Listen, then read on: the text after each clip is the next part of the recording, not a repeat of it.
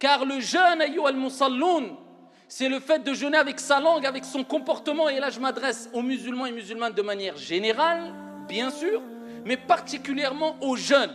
Et permettez-moi de dire, et particulièrement aux jeunes musulmans qui vivent et qui passent les nuits du Ramadan dehors dans certaines cités de France et d'ailleurs.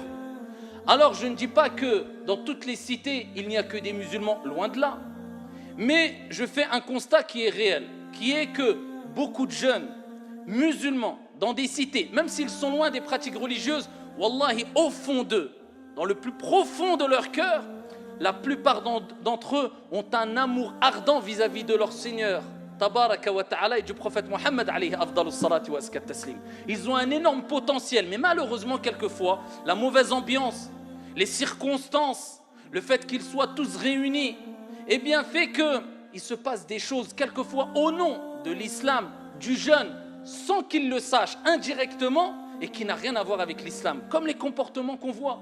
Alors au lieu de passer ses nuits en prière, ou du moins une partie de la nuit, au lieu de comprendre que le jeûne c'est jeûner avec son comportement, jeûner en montrant le meilleur des exemples, sans porter préjudice à autrui, et surtout sans porter préjudice aux voisins, sinon Dieu n'a pas besoin de ton jeûne, eh bien pendant le mois du Ramadan, ils se réunissent en attroupement, en dérangeant tout le monde, au nom du jeûne, parce que la journée du jeûne, on s'est abstenu le soir, c'est comme s'il disait indirectement, on peut se lâcher. Et quelquefois, eh bien, certains jeunes font des catastrophes et font des choses dont on a du mal à imaginer pendant les soirs du Ramadan, alors qu'ils n'osent même pas les faire en dehors du Ramadan, sachant que pendant ou en dehors du Ramadan, cela reste condamnable.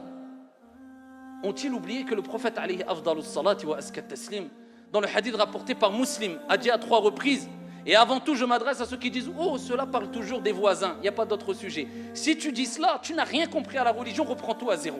Comment dire ça alors que le prophète dit à 3 reprises « Wallahi la yu'min » Par Dieu n'est pas croyant.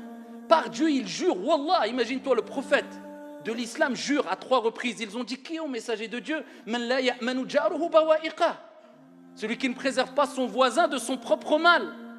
Le prophète alayhi salam, dans le hadith rapporté par At-Tirmidhi bi sanadin hasan, dit les meilleurs des voisins auprès de Dieu, Allahumma ja'alna minhum, ce sont les meilleurs envers leurs voisins.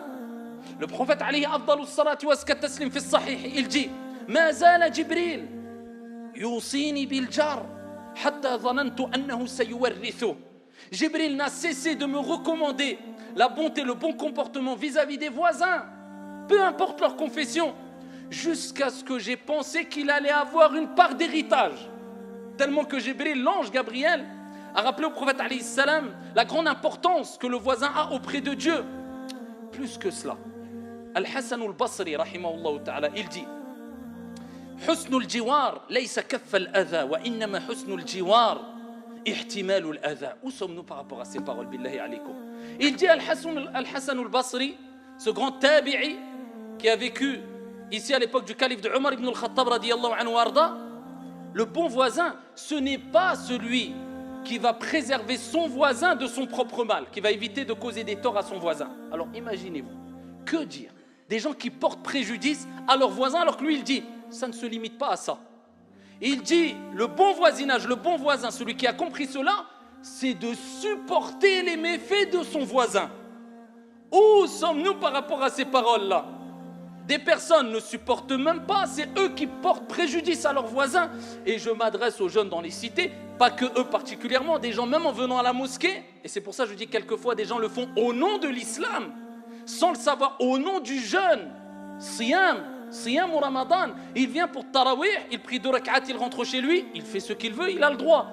Et il reste sur les esplanades où il parle tard le soir dehors et il dérange les gens. Et il a oublié que des gens travaillaient le lendemain matin. Si c'est pour faire cela, ya Abdallah, eh bien il est meilleur et préférable pour toi de rester chez toi, tout simplement.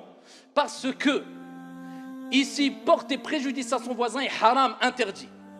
Respecter son voisin est obligatoire. Et salat al-tarawih, à l'unanimité des savants, elle n'est pas obligatoire. Donc si tu fais devancer une chose surérogatoire pour tomber dans une chose haram interdite et délaisser quelque chose d'obligatoire, eh bien c'est que tu n'as rien compris à la religion, ya Abdallah.